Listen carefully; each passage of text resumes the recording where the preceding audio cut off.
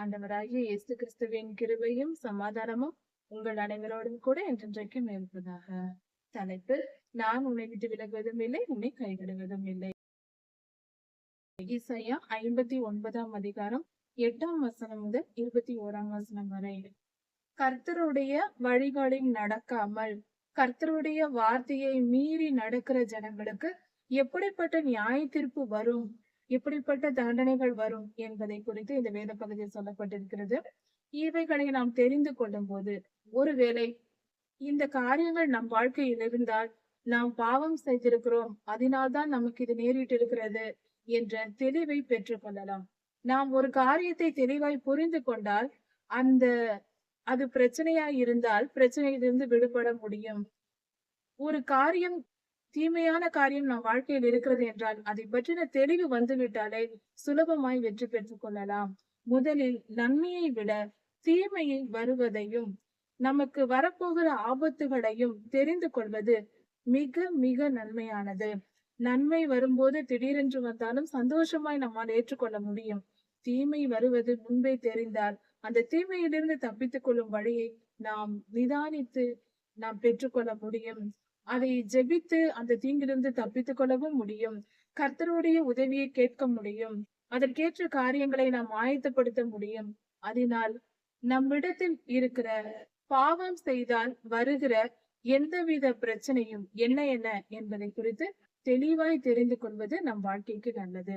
அதை குறித்து தியானிப்போம். இந்த வேத பகுதியில் கொடுக்கப்பட்டிருக்கிறது. கர்த்தருடைய வழிகளை விட்டு கர்த்தருக்கு விரோதமாய் வேறு தெய்வங்களை வணங்குகிறவர்களும் கர்த்தருடைய நீதி நியாயங்களை கடைபிடிக்காமல் அக்கிரமம், கொடுமை, பொய், பித்தலாட்டம், மாயை, ஏமாற்று வேலை போன்ற காரியங்களை செய்து, அக்கிரமம், துன்மார்க்கம், மீறுதல், பாவம் போன்ற காரியங்களை செய்து கர்த்தருக்கு விரோதமாய் கர்த்தருக்கு பிடிக்காத காரியங்களை செய்கிறவர்களுக்கு நிம்மதி இருக்காது என்று வேதம் சொல்லுகிறது. அவர்கள் சமாதானத்தை இழந்து போவார்கள். அவர்கள் மனதில் எவ்வளவு என்ன பொருள் இருந்தாலும் அவர்களுடைய இருதயத்தில் நிம்மதி இருக்காது. ஏனென்றால் பாவம் பொல்லாத ஆவிகளை மனிதனின் இருதயத்தில் வருவதற்கு வாசலை திறந்து வைக்கும். பொல்லாத ஆவிகள் நுழைந்தவுடன் அந்த ஆவிகள் மனிதனுடைய இருதயத்தின் நிம்மதியை கெடுத்துவிடும். அவைகள் எப்பொழுதும் சண்டையிட்டுக் கொண்டே இருக்கும். இதனால் தான் பலர் மனநிலை பாதிப்பு கூட ஏற்படுவதுண்டு. பாவம் செய்ய செய்ய செய்ய பொல்லாத ஆவிகள் அதிகமாய் அந்த மனிதனுக்குள் நுழையும் போது அது சிந்தையை கெடுத்து பாவத்தை, அதாவது மனநிலையை பாதித்து விடும். ஒரு உதாரணத்திற்கு பார்ப்போம். இது கெனசரேத் ஊர் சம்பவத்தில் ஆண்டவராகிய இயேசு கிறிஸ்து இதை தெளிவாய் நமக்கு வெளிக்காட்டி இருக்கிறார். மிக தெளிவாக வெளிப்படுத்தி இருக்கிறார். கெனசரேத் ஊரில் ஆண்டவர் செல்லும் பொழுது சுடுகாட்டிலிருந்து ஒரு மனிதன் ஓடி வருகிறான், பைத்தியம் பிடித்தவன். அந்த மனிதன் ஓடி வந்த போது கர்த்தர் அந்த மனிதனின் ஆவியை விலக்குகிறார். அவனுக்குள் இருந்து 2000த்திற்கும் மேற்பட்ட ஆவிகள் ஓடி போய் பன்றி கூட்டத்திற்குள் நுழைகிறது. அதனால் அந்த பன்றி எல்லாம் போய் கடலில் விழுந்து செத்து போகிறது. 2000த்திற்கும் மேற்பட்ட ஆவிகள் ஒரு மனிதனுக்குள் இருந்தது என்பதற்கு இது சாட்சியா இருக்கிறது. அது மட்டுமல்ல, மனிதனுக்குள்ளும் மிருகங்களுக்குள்ளும் ஆவி நுழையும் என்பதும் இங்கு தெளிவாய் இருக்கிறது. இதை ஆண்டவராகிய இயேசு கிறிஸ்து மனிதனை பொல்லாத ஆவிகளிடமிருந்து விடுதலையாக்க கர்த்தரால் முடியும், அவர் இதை செய்வார் என்பதையும் இந்த காரியத்தில் நாம் தெரிந்து கொள்ளலாம். இதனால் மனிதனுக்குள் பொல்லாத ஆவிகள் நுழையும், மிருகங்களுக்குள் நுழையும். அதை விரட்டிவிட கர்த்தரால் முடியும், கர்த்தருடைய நாமத்தினால் முடியும். இவையெல்லாம் முடியும் என்பது இங்கு நிரூபணமாகிறது இந்த சம்பவத்தில். அதனால் இது பொய் அல்ல, கட்டுக்கதை அல்ல, உண்மைதான். பாவம் செய்யும் போது பொல்லாத ஆவி வரும். பரிசுத்தமாய் வாழ்ந்தால் பரிசுத்த ஆவியானவர் வருவார் நம்மை ஆளுகை செய்ய. அதனால் நாம் பரிசுத்தமாய் வாழ வேண்டும், பாவம் செய்யக்கூடாது. பாவம் செய்கிறவர்கள் தங்கள் வாழ்க்கையை தாங்களே கோணலாக்குகிறார்கள். அவர்கள் வாழ்க்கை பாதையை கோணலாய் மாற்றிக் கொள்கிறார்கள். நேராக பரிசுத்தமாய் நீதி நியாயத்தை செய்யாமல் பாவம் செய்து விடுகிறார்கள். அதனால் அவர்கள் வாழ்க்கை நேராக நிம்மதியாக செல்லாது. அவைகளில் நடக்கிற ஒருவனும் சமாதானத்தை அறியான். பாவ வழியில் நடக்கிறவனுக்கு நிம்மதி என்பது என்னவென்று தெரியாது என்று வேதம் சொல்கிறது. அதனால் பாவம் செய்கிற மனிதன், அக்கிரமமாய் வாழ்கிறவன் சொல்லுகிற வார்த்தை, அவன் எப்படி நடக்கிறான் என்றால், நியாயம் அவனுக்கு தூரமாய் இருக்கிறது, பாவம் செய்கிற மனிதனுக்கு நியாயம் தூரமாய் இருக்கிறது. நியாயத்துக்கும் அவனுக்கும் சம்பந்தமே இல்லை.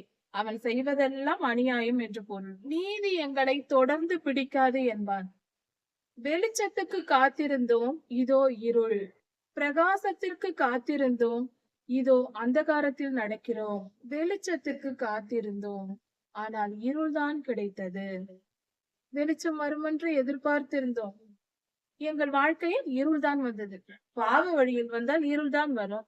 இருள் என்றால் பொல்லாத ஆவி, அது வந்துதான் வாழ்க்கை இருண்டு போகும். துன்பம், துயரம், போராட்டம், பிரச்சனை, சண்டை, சச்சரவுகள், நிம்மதியின்மை எல்லாம் வரும். பாவம் செய்தால் அதான் வரும். பாவம் செய்துவிட்டு சந்தோஷமாய் வாழ வேண்டும், நிம்மதியாய் வாழ வேண்டும் என்று எதிர்பார்ப்பார்கள். நீங்கள் எதிர்பார்க்கலாம், ஆனால் கர்த்தர் கொடுக்க மாட்டார். பரிசுத்தமாய் வாழ வேண்டும், நாம் மனம் திருந்த வேண்டும். நம்மிடத்தில் உள்ள அக்கிரமம், பாவம், மீறுதல், அநியாயம் இதையெல்லாம் தூக்கி போட்டுவிட்டு நீதி, நியாயம், பரிசுத்தம் போன்ற காரியங்களை தியானித்து வாழ வேண்டும். அதை கை கொண்டு நடக்க வேண்டும்.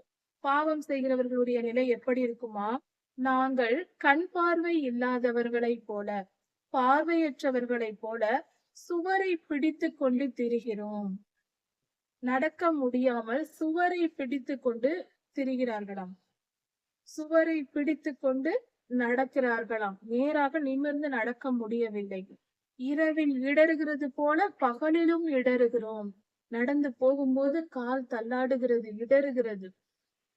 இப்படியும் நடக்கும், பகலிலேயே இப்படி நடக்கும் என்று சொல்லப்படுகிறது. இது சரீர உபாதையினால் இப்படிப்பட்ட நிலை வருகிறது. இது நம் முதுகெலும்பில், கழுத்து பகுதிகளில் பாதிப்பு ஏற்படும் பொழுது, நம்முடைய பலன் முழுவதும் கழுத்து நரம்புகளில் பாதிப்பு ஏற்பட்டு மூளைக்கு இரத்த ஓட்டம் செல்லாத பொழுது இப்படிப்பட்ட ஒரு நிலை மிகவும் கடினமான அந்த நிலை அது. அப்படிப்பட்ட நிலை இருக்கும் பொழுது நம்மால் நேராக நிமிர்ந்து நடக்க முடியாது. சுவரை பிடித்து கொண்டுதான் நடக்க முடியும். பகலாக இருந்தாலும் இரவாக இருந்தாலும் அப்படிதான் இருக்கும். நிமிர்ந்து நடக்க கூட முடியாது. தள்ளாடி கைகளை பிடித்து கொண்டுதான் மயக்கம் வருவது போல இருக்கும். அதனால் சுவற்றை பிடித்து கொண்டுதான் பகலில் நடக்கிற நிலை வரும். இது கர்த்தர் கொடுக்கிற தண்டனை, நம்முடைய அக்கிரமத்திற்கு அவர் கொடுக்கிற தண்டனை. இது வருகிறது என்றால் அதற்கு முன்பாக முதுகெலும்பில், கழுத்தின் பின்பகுதியில், பிடரியில் ஏற்படும் பாதிப்பினால் இப்படி நடக்கிறது. இது ஒரு வியாதியை குறிக்கிறது, பெயர் தெரியவில்லை. ஒரு விதமான கில்டினஸ் வரும். இதனால் அவர்கள் நடந்து செல்ல முடியாது. செத்தவர்களைப் போல பாழ் இடங்களில் கிடக்கிறோம். செத்தவர்களைப் போல அவர்கள் ஒரு இடத்தில், அதாவது செத்தவர்கள் கல்லறையில் இருப்பார்கள் அல்லவா, அடக்கம் செய்திருந்தார்கள். அது போல அவர்கள் வாழ்க்கையில் பாவம் செய்து இந்த தண்டனையை பெற்றவர்கள், முதுகெலும்பு பாதிக்கப்படுகிறவர்கள், அவர்கள் ஒரே அறையில், ஒரே இடத்தில் படுக்கையில் கிடப்பார்கள். பாழ் இடங்களில் கிடப்பார்கள். அவர்களால் செயல்பட முடியாது. மிகுந்த துன்பத்திற்கிடையில் அவர்கள் வாழ்ந்து கொண்டிருப்பார்கள். அதைதான் இங்கு குறிக்கிறது. நாங்கள் அனைவரும் கரடிகளைப் போல உரிமிக் கொண்டும் புறாக்களைப் போல கூவிக்கொண்டும் இருக்கிறோம். மிகுந்த துன்பத்தில் இருக்கிறோம் என்று பொருள். நியாயத்திற்கு காத்திருந்தோம், அதை காணோம். அக்கிரமக்காரர்கள் சொல்லுகிற வார்த்தை இது. நியாயத்திற்காக நாங்கள் காத்திருந்தோம், அதை காணோம். ரட்சிப்புக்காக, பாதுகாப்புக்காக காத்திருந்தோம், அது எங்களுக்கு தூரம் ஆயிற்று. எங்களுக்கு பாதுகாப்பும் கிடைக்கவில்லை. அக்கிரமக்காரர்கள் வேதனையை சொல்லப்படுகிறது, எப்படியெல்லாம் வேதனைப்படுகிறார்கள் என்று. அக்கிரமம் செய்வதனால் கர்த்தர் அவர்களை தண்டிக்கிறார். இப்படிப்பட்ட பாடுகளை அவர்கள் அனுபவிக்கிறார்கள். நம் வாழ்க்கையில் இப்படிப்பட்ட பாடுகள் வந்தது என்றால் நாம் அவ்வளவு அக்கிரமம் செய்திருக்கோம் என்று பொருள். நாம் அப்படிப்பட்ட அக்கிரமம் செய்திருக்கிறோம் என்று பொருள். அதை புரிந்து கொள்ள வேண்டும். பாவத்தை விட்டு மனம் திரும்ப வேண்டும். நம் அக்கிரமத்தை நாம் ஒப்புக்கொள்ள வேண்டும். இல்லை என்றும் மறுதளிக்க கூடாது. எங்கள் மீறுதல்கள் உமக்கு முன்பாக மிகுதியாய் இருந்தது. கர்த்தாவே, நாங்கள் ஒரு காரியத்தில் மீறவில்லை, எல்லாம் சரியாக செய்து ஏதோ ஒரு காரியத்தில் மீறுதல் செய்து விட்டோம் என்று இல்லை. நாங்கள் அநேகம் மீறுதல்கள் செய்தோம். அதிகமாய் மீறுதல்கள். எதை கர்த்தர் சொன்னாலும் அதை மீறி நடப்பது. இப்படி அநேக மீறுதல்களை நாங்கள் செய்தோம். எங்கள் பாவங்கள் எங்களுக்கு விரோதமாய் சாட்சி சொல்லுகிறது. எங்கள் பாவங்களே வந்து உம்மிடத்தில் சாட்சி சொல்லுகிறது. நாங்கள் செய்த பாவங்கள் அவ்வளவு அக்கிரமம். எங்கள் பாவங்கள் உம்முடைய கண்களுக்கு முன்பாக சாட்சியாய் இருக்கிறது. எங்கள் மீறுதல்கள் எங்களோடு இருக்கிறது. மீறுதல்கள் என்று சொல்லும் பொழுது கர்த்தர் ஒரு செயலை சொல்லி இருக்க அதை மீறி கொண்டு செய்வது. செய்யாதே என்றால் செய்வது, செய் என்றால் செய்யாமல் இருப்பது. அதுதான் மீறுதல். எங்கள் மீறுதல்கள் எங்களோட இருக்கிறது. எங்கள் அக்கிரமங்களை அறிந்திருக்கிறோம். எங்களுக்கு தெரியும் சாமி, நாங்கள் செய்த அக்கிரமங்கள் எங்களுக்கு தெரியும். கர்த்தருக்கு விரோதமாய் துரோகம் பண்ணி பொய் பேசி தேவனை விட்டு விலகினோம். கர்த்தருக்கு விரோதமாய் பேசுவது, கர்த்தர் என்னை காப்பாற்றவில்லை, கர்த்தர் என்னை ஆசீர்வதிக்கவில்லை, கர்த்தர் எனக்கு இதை கொடுக்கவில்லை, அதை கொடுக்கவில்லை என்று நாம் பாவம் செய்து, நாம் அக்கிரமம் செய்து அந்த நிலையில் இருப்போம். ஆனால் நாம் படுகிற துன்பத்திற்கெல்லாம் கர்த்தரை குறை சொல்லிக் கொண்டிருப்பது, கர்த்தர் மேல் பொய்யாய் பேசுவது, அவரை விட்டு விலகி வேறு வேறு தனக்கென்று தானே தெய்வங்களை உண்டாக்கி கொள்வது. இப்படிப்பட்ட பாவங்களை செய்தோம். கர்த்தருக்கு துரோகம் பண்ணுவது, பொய்யும் பேசுவது, கர்த்தரை விட்டு விலகி போவது, இப்படி எல்லா பாவங்களையும் நாங்கள் செய்தோம். கொடுமையாகவும் கலகமாகவும் பேசினோம். பிறரை வேதனைப்படுத்தும்படியாக பேசினோம். பிறரை கொடுமைப்படுத்தினோம், பேசி கொடுமைப்படுத்தினோம். அவர்களுக்கு விரோதமாக பேசினோம். கலகம் உண்டாகும்படி பேசினோம். ஒருவர் மனதை காயப்படுத்தி கொடுமைப்படுத்தும்படி பேசுவது, அவர்கள் துடி துடிக்க பேசுவது. இன்னொன்று, ஒரு குடும்பத்தில் அல்லது ஒரு 4 பேர் இருக்கும் இடத்தில், 3 பேர் இருக்கும் இடத்தில் கலகம் மூட்டி விடுவது. எதையாவது ஒருவருக்கொருவர் கலக பேச்சு, பிரச்சனை தோன்றும்படியாக, ஒரு பெரிய சண்டை வரும்படியாக பேசி விடுவது. இதுதான் கலக பேச்சு. கொடுமைப்படுத்தினோம், கலகத்தை மூட்டினோம், கள்ள வார்த்தைகளை கர்ப்பம் தரித்து இருதயத்திலிருந்து பிறப்பிக்க பண்ணினோம். கள்ள வார்த்தைகள், இல்லாததை ஆமாம் என்றும் இருப்பதை இல்லை என்றும் கள்ள வார்த்தை பேசுவது, தவறான இல்லாததையும் பொல்லாததையும் சொல்லி கலகம் மூட்டி பிரச்சனைகளை உண்டு பண்ணி, சண்டைகளை உண்டு பண்ணி, ஜனங்களை பிறரை துன்பப்படுத்துவது, கொடுமைப்படுத்துவது, இப்படியெல்லாம் நாங்கள் செய்தோம். நியாயம் பின்னிட்டு திரும்பியது. நியாயம் எங்களை விட்டு ஓடியே போய்விட்டது. நீதி தூரமாய் நின்றது. நீதிக்கும் எங்களுக்கும் சம்பந்தம் இல்லாமல் அது தூரமாய் நின்றது. நாங்கள் செய்வதெல்லாம் அநியாயம், அக்கிரமம், அநீதி, பாவம். நீதி தூரமாய் போய்விட்டது. சத்தியம் வீதியிலே இடறி, சத்தியம் வீதியிலே இடறி அங்கே நின்று விட்டது. அதுவும் கிட்டே நெருங்கவில்லை. உண்மை இல்லை. சத்தியம் என்றால் உண்மை. உண்மை எங்களிடத்தில் கொஞ்சமும் இல்லை. யதார்த்தம் வந்து சேரமாட்டாமற் போயிற்று. யதார்த்தம் உள்ளதை உள்ளதென்றும் தெளிவான மனநிலையில் பேசுகிற ஒரு வார்த்தையும் எங்களிடத்தில் இல்லவே இல்லை. எல்லாவற்றிலும் வஞ்சக பேச்சு, கலகமூட்டும் பேச்சு, கலகமூட்டும் செயல்கள், எல்லாவற்றிலும் பிரச்சனைகள். யதார்த்தமாய் சாதாரண ஒரு மனநிலையில், நிம்மதியான மனநிலையில் ஒரு சாதாரண வார்த்தைகளே கிடையாது. எப்பொழுதும் குழப்பம், சண்டை, துன்பத்தை விளைவிப்பது பிறருக்கு, இப்படிப்பட்ட பேச்சுகள் தான். இப்படியெல்லாம் செய்தோம். சத்தியம் தள்ளுபடி ஆயிற்று. சத்தியம் இருந்த சத்தியம் எல்லாம் எங்களை விட்டு ஓடி போய்விட்டது. பொல்லாப்பை விட்டு விலகுகிறவன் கொள்ளையாகிறான். எங்கள் மத்தியில் இருந்து இப்படிப்பட்ட தீமையை விட்டு விலகி நல்லவனாய் வாழ வேண்டும் என்று நீதிமான் ஆகிறவனை கொள்ளையடித்து விடுகிறார்கள். அவனை, அவனுடையது எல்லாவற்றையும் பறித்து கொண்டு அவனை துன்பப்படுத்துகிறார்கள். அப்படிப்பட்டவர்களை கொடுமைப்படுத்துவது.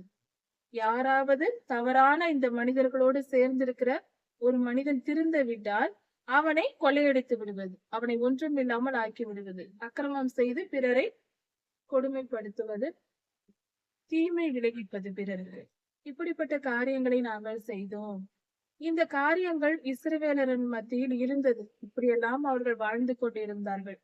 இதை பார்த்து கர்த்தர், இதெல்லாம் நியாயம் இல்லை, இவர்கள் செய்வது அளவுக்கு மீறியது, இவர்கள் அநியாயம் செய்து கொண்டிருக்கிறார்கள் என்று பார்த்து விசனம் உள்ளவர் ஆனார்.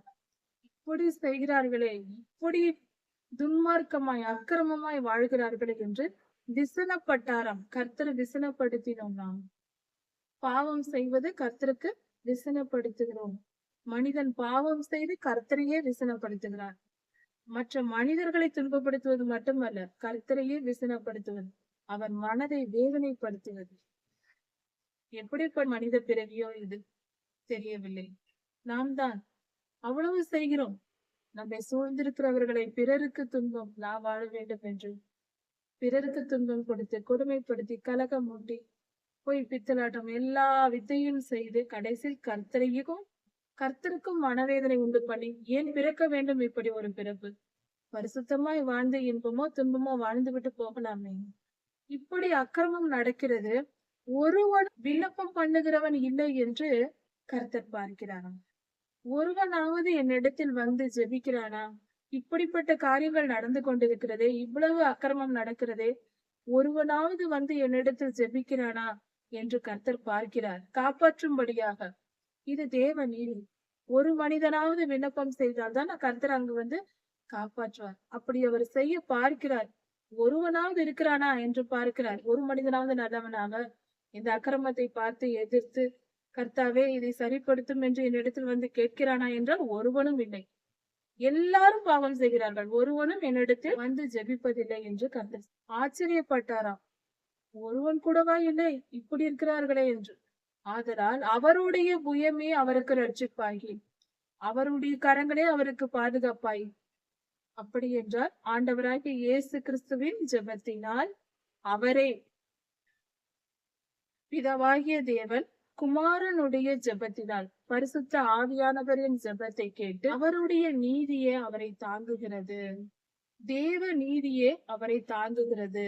அவருடைய புயமே அவருக்கு ரட்சிப்பாகி என்று சொல்லும் பொழுது இது ஆண்டவராகிய இயேசு கிறிஸ்துவை குறிக்கிறது. அவர் கரங்களே அவருக்கு ரட்சிப்பாய் இருக்கிறது. அவருடைய நீதியே அவரை தாங்குகிறது.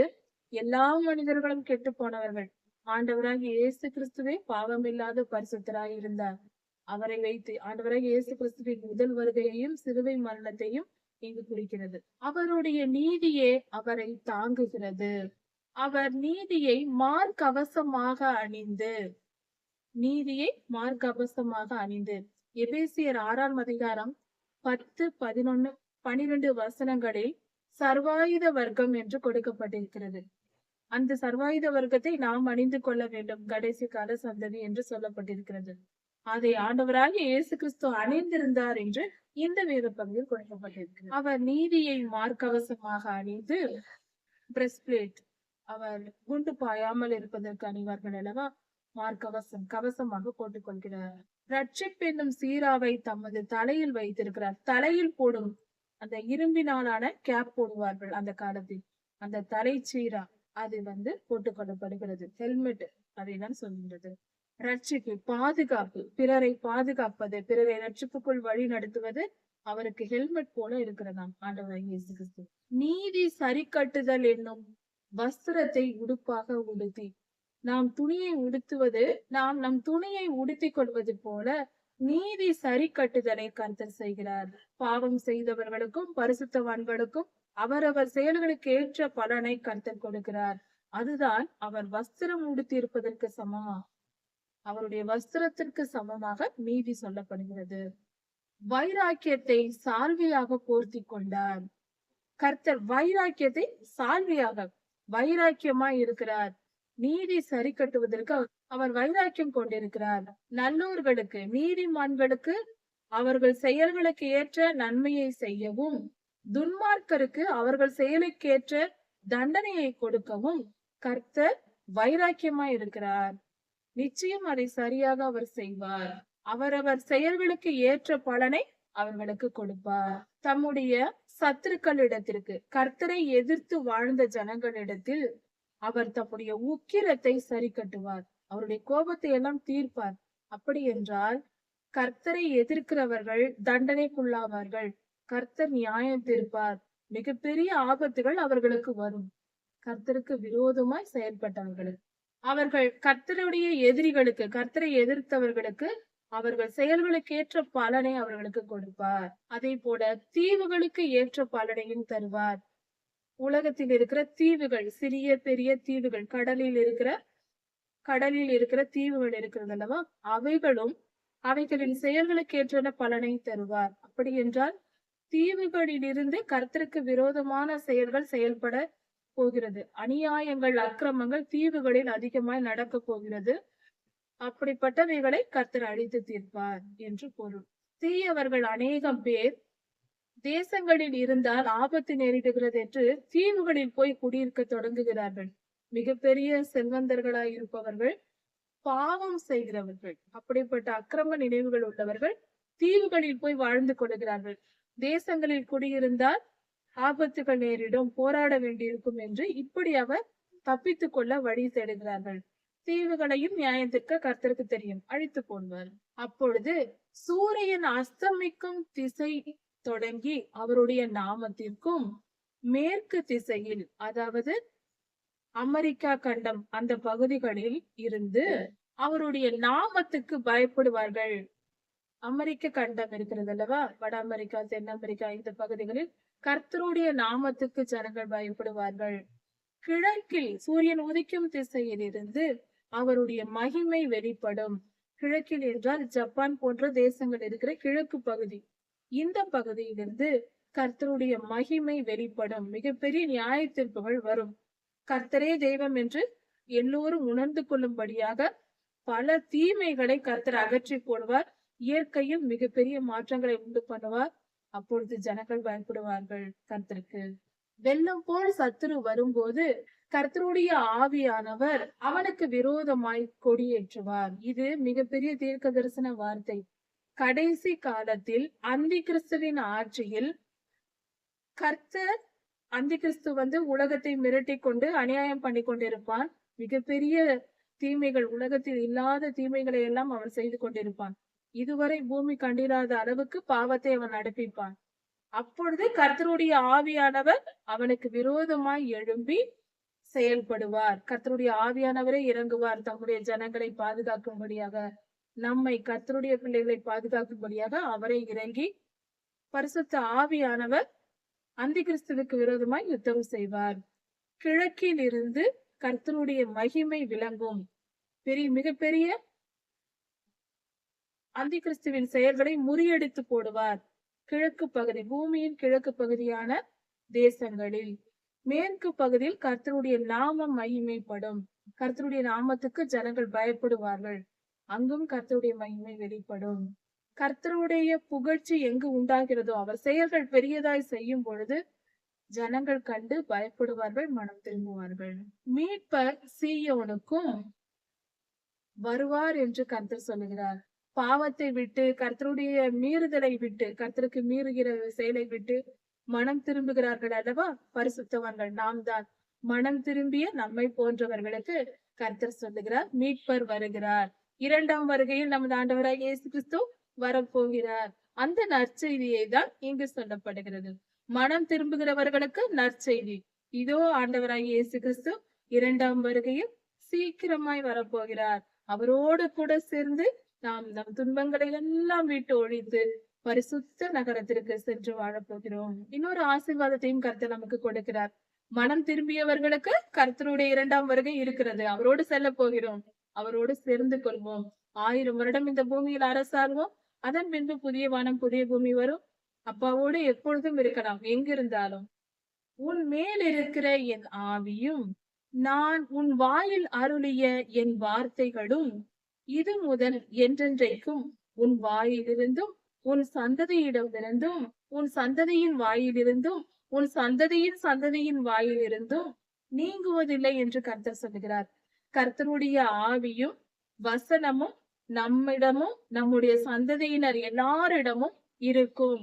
நம்மை விட்டும் பரிசுத்த ஆவியானவர் விலக மாட்டார். நம் சந்ததியிடமிருந்தும் கர்த்தருடைய ஆவியானவர் விலக மாட்டார். கர்த்தருடைய வசனம் நமக்கும் எப்பொழுதும் இருக்கும், நம்முடைய சந்ததியிடமிருந்தும் எப்பொழுதும் நீங்காமல் இருக்கும். அப்படி என்றால் பொல்லாப்பு இனி கிடையாது. தீயவன் நம்மை தொடமாட்டான். நாம் எப்பொழுதும் பரிசுத்தமாய் கர்த்தரோடு கர்த்தருடைய பிள்ளைகளாக வாழ்வோம். நாம் இனி பாவம் செய்ய மாட்டோம், பரிசுத்தமாய் மாறி விடுவோம். நிச்சயமாக நிரந்தரமாக பரிசுத்தத்தை ஆண்டவர் நமக்கு கொடுத்து விடுவார். பாவம் செய்யவே மாட்டோம், அப்படி நம்மை மாற்றி விடுவார். இது எனக்கு அவர்களோடு இருக்கும் என் உடன்படிக்கை என்று கர்த்தர் சொல்கிறார். நான் அவர்களோடு உடன்படிக்கை செய்கிறேன் என்று சொல்லுகிறார். மீறுதல்களையும் பாவத்தையும் விட்டு மனம் திரும்பி வருகிறவர்கள் கர்த்தரோடு சேர்ந்து கர்த்தருடைய ஆவியை பெற்று நிரந்தரமாய் கர்த்தருடைய வசனத்தை பெற்று வாழ்வார்கள். அவர்கள் சந்ததியும் அப்படியே வாழ்வார்கள். இனி ஒரு தீங்கு வராது. ஒரு முறைதான் எல்லாம் ஒழிந்து விட்டது. இனி கிடையாது. மனம் திரும்பி விட்டோம் என்றால் புது வாழ்வு சமாதானம் மட்டும்தான். இனி தீங்கே இல்லை. கர்த்தர் நம்மை பாதுகாத்துக் கொள்வார். கர்த்தருடைய நாமம் மகிமைப்படுவதாக. கர்த்தர் உங்களை ஆசீர்வதிப்பாராக. இதன் தொடர்ச்சியை அடுத்த செய்தியில் பார்க்கலாம். மாரநாதா.